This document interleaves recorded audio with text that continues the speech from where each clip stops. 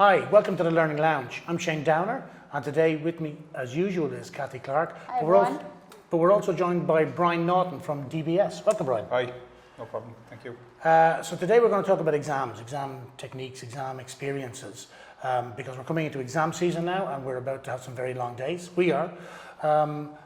And what we want to do is try and highlight some of the things that students do or should do to try and pick up some extra marks. As usual, we think there's 5 to 10% of marks that students leave behind them all the time. So, Agreed. yeah? Agreed. Yeah. Thanks, Shane, and nice to see you.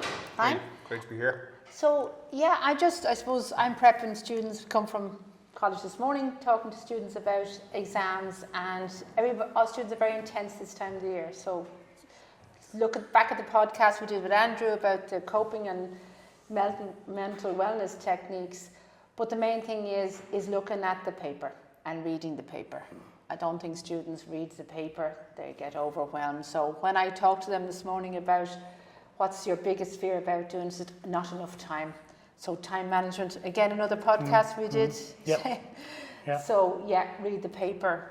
What would you say would be one of the obstacles? Yeah, certainly the time management aspect is hugely important. I mean, regardless of all the prep that they do, they could be the most well-prepared students. Okay, yeah. But the issue is still time management, and I can't ever stress that enough with students. If you've got 3 questions over 2 hours, divide your time very, very specifically over those 3 questions. Even though they might have chosen their first primary question, their second choice and third choice, it's vitally important that they are that well disciplined that after the first 30 minutes or 35 minutes, however long the exam is, that they actually move on to their second choice question. Because at least then they're giving themselves every opportunity to get some relatively good grades. So a huge amount of this is technique. It's yes, of course, there's the subject and the knowledge, but you're not doing yourself any favors if you don't, have good technique, good practice. Exactly. Yeah, I mean, I talked to them about what worked for me, like looking at the paper first of all and highlighting the ones I could answer. Read the paper, do you have to answer 2 out of 5 or 2 out of 6? And your lecturer will have given you an idea of this. But actually highlighting, so what I could possibly answer, and then split up the time, as you say, and give the allocated time, and if you can get time at the end to read through. What would you say, Shane? Well, yeah, I mean, I certainly think when you're going into an exam, you really should know what the structure is going to look like. And if your lecturer hasn't told you, ask them. Right? That's not a big secret as to what the exams will look like. So at least you should be able to do that sort of maths element, first of all. I suppose I focus a lot, I remember the papers that drive me spare, the ones that are really difficult to correct, are the ones where I'm looking to find marks for students, as opposed to the really good papers. Because the bad ones, the ones where students really screw up, they're the ones that take time and effort to correct and that I remember not for good reasons. So I think technique, I think you're right, time management. I think simple things like, who's your customer? Who are you writing the exam paper for? And what do they want out of that exam paper? Well, first of all, I have to be able to read it. And if I can't read it, I can't find the evidence. Very good point. Yes, that is something that I suppose I've just gotten used to over time as well. Again, we're trying to decipher students' handwriting. Decipher, yeah. Now, again, is that due to the reliance on technology that we have nowadays? Probably, We've moved into the electronic age. Yeah. Now, all of a sudden, we're back to basics. Handwriting for 2 hours, you do get tired. Yeah. Okay, you can notice that trail off in words. Okay, spelling's not so much the issue, but certainly being able to actually read it is a big issue for me. And maybe there's an element of being match fit, if you like. Because not casting aspersions here, but when I was in college, we had to write all the time. So by the time we got around to an exam, writing nobody writes now. Yeah. You're very old though, Shane. So We're not going to go about decades, right? No comment. But no, there are these things. You're right, guys. Nobody actually writes anymore. I assume that the lecturer will have gone through some sample questions and done some rehearsal in class, and practice. We say this about everything we're doing. It is, and certainly in my experience, students always, unfortunately, try to take the shorter option, the shorter route, and even trying to do that preparation during a lecture is difficult because they won't spend that time actually physically writing. Yes, You know, yes. the expectation is that where a paragraph might be exactly what we need, they will only write half a paragraph. Yeah, it's really 'Cause they know important what a that the paragraph is. content. Well, yeah, that's true too. Yeah, Yeah, but I always say as well that if you don't put the content down, don't assume we know what you're going to say next. We can only mark what actually. Exactly, what we so can see. yeah, so going through each topic and look at the key learning points and even just revise those, and then you can work it out from there. But sometimes it's a question that's two parts, and students spend a lot of time on the first part, and the B part might be worth 20 marks, Yeah. and that's Again, left. I'm sorry to cut across you, but again, it goes back to what I said earlier on about time management. Okay, and I usually translate minutes to marks. Okay, so if the part A is worth 80 marks and part B is worth 20, well then obviously you apportion your time equally, 80 to 20. And sometimes I've found that's a technique that needs to be explained a little bit more to students as well. Yeah, not every question is going to get the same amount of time. No. If they're not all identically weighted. Yeah. I do a lot of online exams as well, so it Yeah. takes out that writing. So they could be multiple choice, Yeah. or they could be actually that they have to answer online, and that solves a lot of issues in terms of looking at writing. I can't say that the results are that much better, but it's just a different technique if lecturers want to think about that, and to be used to do that as well. I think, if we talk about like let's say I'm doing an exam now, right? So, okay, we mentioned time management and I should be doing my weightings. I don't actually have to answer the questions in sequence though, right? Not at all. I can, and I've noticed this, that very few students will choose, actually, question 2 is going to be my best question. I'm going to do that now for 35 minutes because that's my budget. I'm done. And then I'm moving on to the next one, which is question 4 and then question 1. Yeah, that's a very good point. You may have in a paper a compulsory question that you have to do, or not. But go any sequence you want, whatever works for you guys. Yeah. Just clearly label the questions. Oh yes. I was just about to make that point. And again, we can make the assumption that the student knows what question they're answering, and they assume that we know what question they're answering. Exactly that. Just that number, as clear as crystal. Yeah. And even to define the number, as silly as it sounds, a 1 can be made to look like a 2.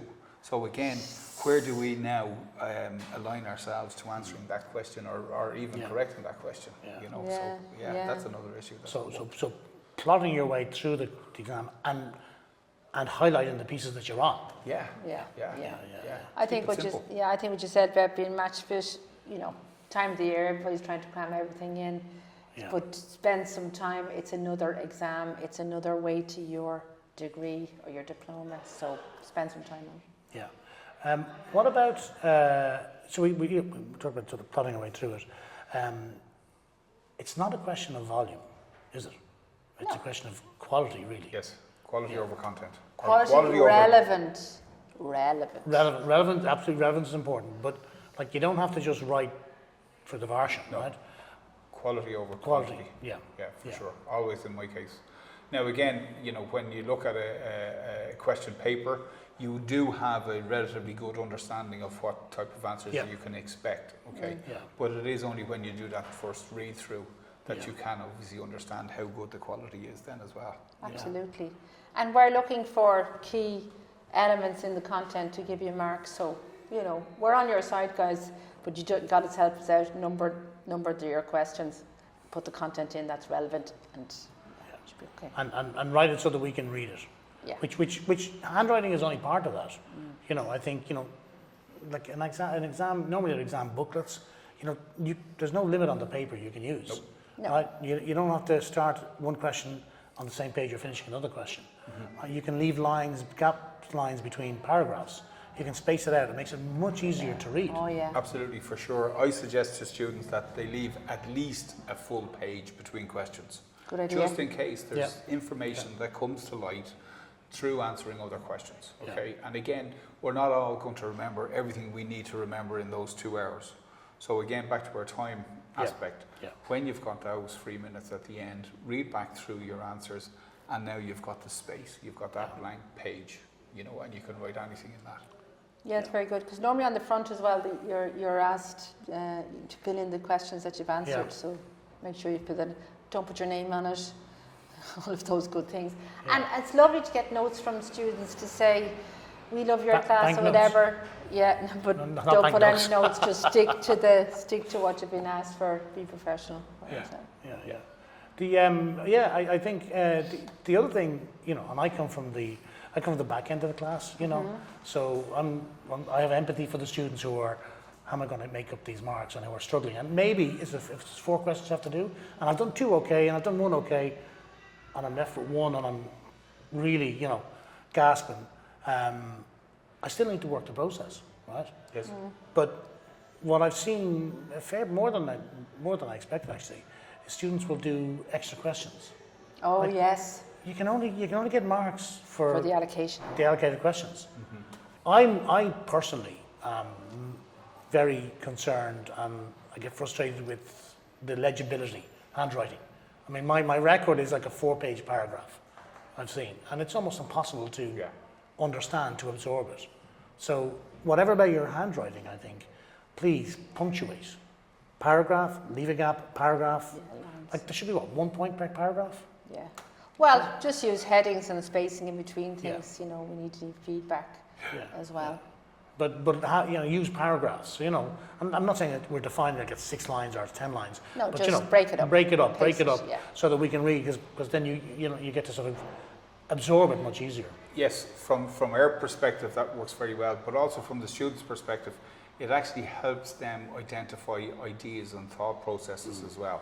Okay, so where they might come up with one particular idea through 1 paragraph, it might actually help them redefine their answers as well, and give them that extra content that we're looking for to help us give them extra marks as well. Yep. Yeah. Absolutely. And I suppose if you practice to a certain extent, back into what you were saying earlier on, Brian, about minutes and marks. Like your paragraphs, it almost becomes like a budget item. I'm not saying it's defined exactly, but if I've got 20 marks for a question and there's a couple of points, I might think, okay, well, there's 5 or 6 paragraphs in this. It is. Now, again, back to that too, okay, yes, we need to look at the weighting of the question as well. So say, for example, we use the 80-20 rule, so part A is worth 80 marks and part B is worth 20 marks. Okay, now we need to spend 80% of our content on those marks and concentrate on the 20% as well. Now we still have to balance that in order to secure marks for both sections. And that's the important part as well.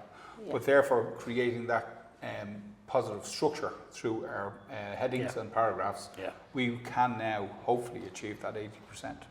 Yeah. Absolutely. And then, the other thing we talked about at the beginning, reading the exam paper, and a good thing then is to map out, do some rough work around each question. Map out the different little mind map or little marks, trees, whatever you want to do.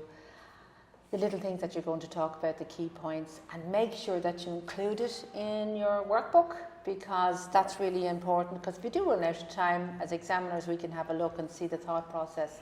So avoid anything separate, everything in the exam workbook. So not on the exam paper itself, in the booklet. In the booklet. Yeah.